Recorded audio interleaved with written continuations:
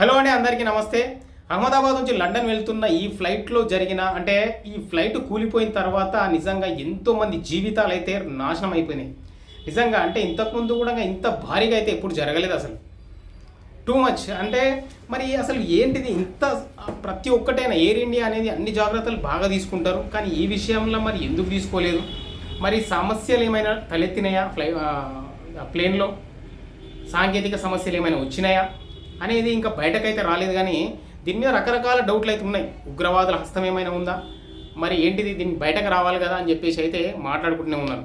So ఎప్పుడైతే plane అనేది take off అయ్యిందో కరెక్ట్గా 32 సెకండ్ల లోపల జేబీ బిల్డింగ్ పైన పడిపోయింది. జేబీ బిల్డింగ్ పైన పడిపోగానే అక్కడ తింటున్న కాలేజ్ స్టూడెంట్స్, ఎంబీబీఎస్ స్టూడెంట్స్, వాళ్ళకి ఎందుకు చస్తున్నాము, మాకు ఏం జరుగుతుంది అనేది తెలిసే లోపలనే చనిపోయారు. ఇంత దారుణం ఇది. సో దాదాపు 25-35 మంది, టోటల్గా వచ్చేసి 270 మంది ప్రజెంట్ చనిపోయారు. ఇంకే కొంతమంది అయితే ఇంకా హాస్పిటల్స్లో ఉన్నారు చావు బతుకుల మధ్య. దీనికి కారణం ఎవరు ఉంటారు? మనం ప్రతి ఒక్కరికి సమాధానం చెప్పాలి. లేకపోతే నువ్వో నేనో ఎవరో ఒకరు ఏదో ఒక టైంలో మనము గుడికి పోతాము, లేకపోతే ఒక టూర్కి వెళ్తాము, ఒక కొత్త ప్లేస్కి వెళ్తాము. అక్కడ ఏదైనా ప్రాబ్లం వస్తే ప్రతి దానికి రెస్పాండ్ కావాలి. అసలు ఏం జరుగుతుంది అనేది తెలుసుకోవాలి ప్రతి ఒక్కరు. సో ఇంతమంది చనిపోయారు ఇక్కడ. సో కంప్లీట్గా చూసుకుంటే కనుక ప్లేన్లో 242 మంది ప్రయాణం చేస్తుంటే 11A సీట్ రమేష్ విశ్వాస్ అనే వ్యక్తి ఒక్కడు బతికి బయటపడ్డాడు. మిగతా 241 మంది ఆ అగ్నికి ఆహుతి అయిపోయారని చెప్పొచ్చు. ఇంకా సో మరి బతికిన వ్యక్తి అసలు ఎట్లా బతికిండు? చాలామందికి డౌట్లు ఉన్నాయి. కామన్గా ఒక ప్లేన్ క్రాష్ అయింది అంటే బ్రతకడానికి అసలు ఛాన్సే లేదంట. ఆ ప్లేన్ నడిపే వాళ్ళు కావచ్చు, దానికి సంబంధించినవి చాలామంది ఇన్ఫర్మేషన్ కూడా ఇస్తున్నారు. అలా ఎలా బతికిండు? ఒక్కసారి కింద పడంగానే ఎలా జంప్ చేసి బయటకు వచ్చిండు? కొన్ని ఎమర్జెన్సీగా ఏమన్నా డోర్ లాగిండా? పోనీ ఇతనే దీని వెనక ఏమైనా ఇతని హస్తం ఏమైనా ఉందా అని చెప్పేసి కూడా డౌట్లు అయితే వస్తున్నాయి భయ్య. నిజంగా నాకైతే అనిపించింది. ఎందుకు మరి ఇతన్ని ఇంటరాగేషన్ కూడా చేస్తున్నారు. ఎన్ఐఏ వాళ్ళ ఆధీనంలోనే ఉంది. ప్రజెంట్ వచ్చేసి అక్కడ ప్లేన్ కింద పడిన తర్వాత 3 ఉన్నాయి మొత్తం బిల్డింగ్స్. ఈ 3 బిల్డింగ్స్ కూడా వాళ్ళ ఆధీనంలోకి తీసుకున్నాడు. అక్కడ ఉన్న శకలాలు కంప్లీట్గా అసలు కనీసం ఊడవద్దు, ఎవరు రావద్దు, వారం రోజుల వరకు అక్కడ ఎవరికి రావద్దు అని చెప్పేసి కూడా హుకుం జారీ చేశారు అక్కడ. సో ఇప్పుడు ఎన్ఐఏ వాళ్ళు వాళ్ళ ఆధీనంలోకి తీసుకొని ప్రతి ఒక్కటి కూడా టెస్ట్ చేస్తారు. ఎవరైనా ఏమైనా బాక్సులలో ఏమైనా పంపించిర్రా, అణు ఆయుధాలు లాంటివి ఏమైనా పెట్టిర్రా? సో మనం లగేజ్ అనేది ఎప్పుడైనా సరే ఒకటి మనం 100% చెకింగ్ జరుగుతుంది, జరగదని కాదు. కానీ ఎక్కడో అక్కడ ఎవడో ఒకడు కకృతి వాడి, డబ్బుల కకృతి వాడి సరిగ్గా చెకింగ్ చేయకుండా కూడా పంపించిన రోజులు ఉన్నాయి. సో అట్లా మరి లగేజ్లు పంపించేటప్పుడు వాటిల్లో ఏమైనా టిఫిన్ బాక్సులు లాంటివి ఏమైనా పెట్టి పంపించిర్రా? ఇవన్నీ తెలియాలి అంటే ఎన్ఐఏ వాళ్ళు అయితే ఇప్పుడు ప్రజెంట్ వచ్చేసి ఇన్వెస్టిగేషన్ అయితే చేస్తున్నారు. ఆ ఏరియా మొత్తాన్ని వాళ్ళ ఆధీనంలో తీసుకొని ప్రతి ఒక్కటి కూడా చెక్ చేసి మరి బయట అయితే పెడతారంట. సో ఇది ఇంకొకటి ఏంటంటే బ్లాక్ బాక్స్ అని చెప్పేసి వైరల్ అవుతుంది. ప్రతి ప్లేన్లో కూడా ఈ బ్లాక్ బాక్స్ ఉంటుందంట. అసలు మరి బ్లాక్ బాక్స్ ఏంది అని చెప్పేసి అనుకుంటున్నారు.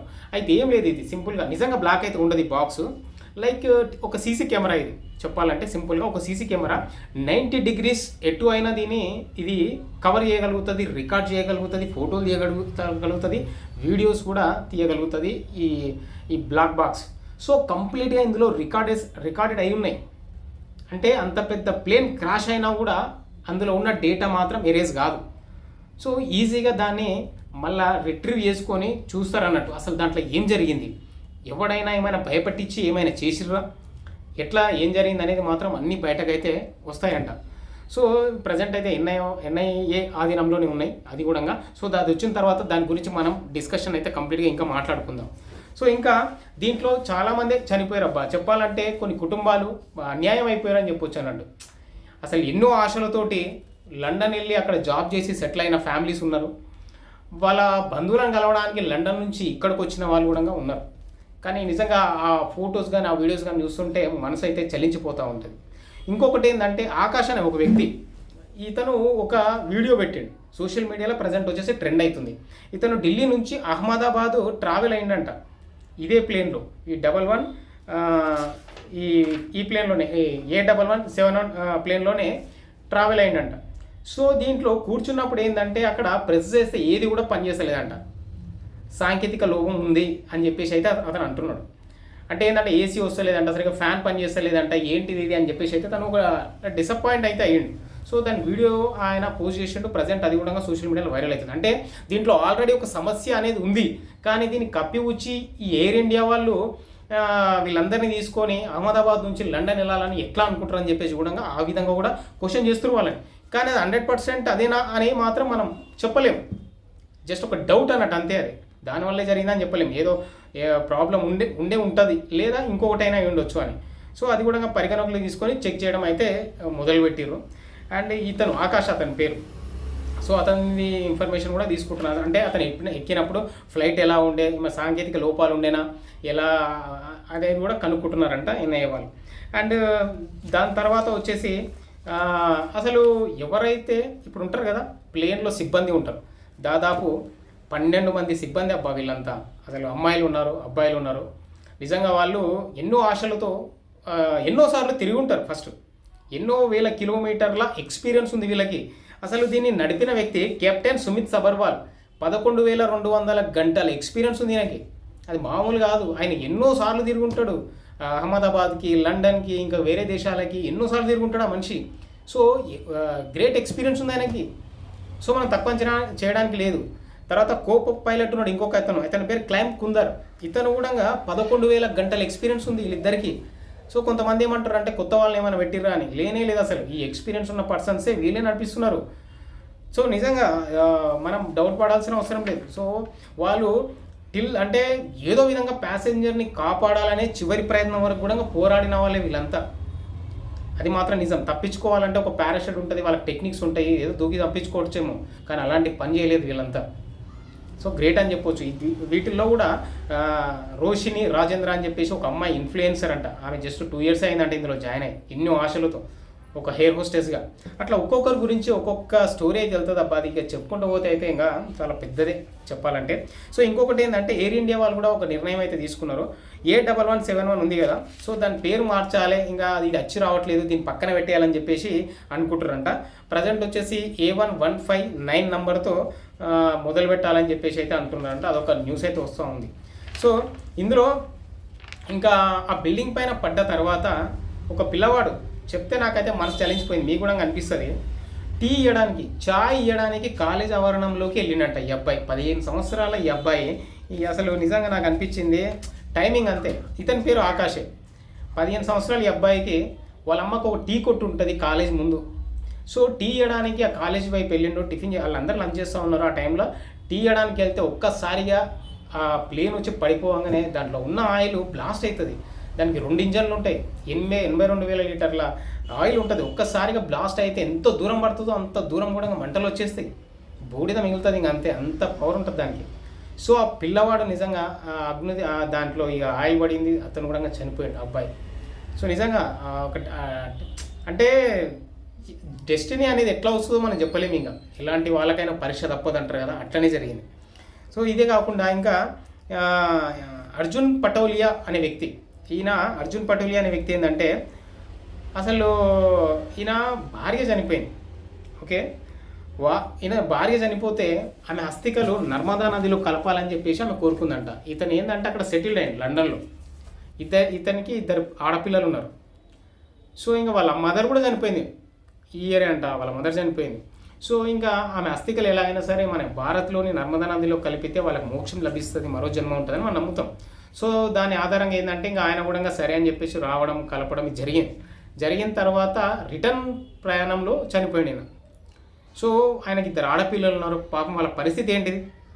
ప్రతి ఒక్కరికి సమాధానం చెప్పి తీరాలి. ఇప్పుడు మనము ఏరోప్లేన్లు నడిపిస్తున్నారు, ప్రతి ఒక్కరికి క్వశ్చన్ చేస్తారు, వాళ్ళకి ఆన్సర్ చేయాల్సిందే, గవర్నమెంట్ అయినా ఎవరైనా సరే. సో అట్లా నిజంగా అది ఒక పెయిన్ఫుల్ అన్నట్టు. ఒక్కొక్కరి చరిత్ర వాళ్ళకి సంబంధించిన డేటా బయటకు వస్తూ ఉంటే చదువుతూ ఉంటే కూడా మస్తు బాగా అనిపిస్తుంది. ఇంకొకటి ఏంటంటే డాక్టర్ ప్రతీక్ జోషి. నిజంగా ఈయనకు 3 పిల్లలు. ఈ ఫోటో బాగా వైరల్ అయింది, మీరు సోషల్ మీడియా చూసే ఉంటారేమో. ఈ ప్రతీక్ జోషి ఈయన ఒక డాక్టర్గా లండన్లో సెటిల్ అయ్యిండు. స్ట్రగుల్స్ పడి అది పడి ఇది పడి బాగా సెటిల్ అయిపోయిన తర్వాత ఆయన భార్య పిల్లల్ని తీసుకొని కంప్లీట్గా ఇంకా లండన్లోనే సెట్ అయిపోవాలని చెప్పేసి అయితే రిటర్న్ ప్రయాణం అయ్యింది. సో ఆ ప్రయాణంలోనే ముగ్గురు పిల్లలతో ఈ తల్లిదండ్రులు కూడా చనిపోయారబ్బా. నిజంగా వాళ్ళ పిల్లల పేర్లు కూడా చూస్తే నిజంగా బాధ అనిపించింది. మిరాయా, నకుల్, ప్రద్యుత్ ముగ్గురు.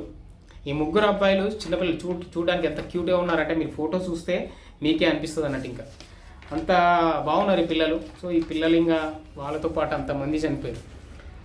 సో ఇట్లా ఒక్కొక్కటి చూసుకుంటూ వెళ్తూ ఉంటే మాత్రం ఇంకా చాలానే ఉన్నాయి. ఇంకా ఈ ముగ్గురే కాదు, మనం జస్ట్ మాట్లాడుకుంది ఏంటంటే ఈ మూడు ఫ్యామిలీల గురించి మనం మాట్లాడుకుంటున్నాం, కానీ చాలానే ఉన్నాయి. ఇంకొక అమ్మాయి వచ్చేసి భూమి చౌహాన్ అనే ఒక అమ్మాయి అయితే నిజంగా ఆమె లక్కీయెస్ట్ పర్సన్ అని చెప్పొచ్చు అన్నట్టు. ఆమె ఏంటంటే ఆమె కరెక్ట్గా అహ్మదాబాద్ నుంచి వెళ్ళే ఫ్లైట్కి ఆమె వెళ్ళాలి, 10 నిమిషాలు లేట్ అయింది అంతే.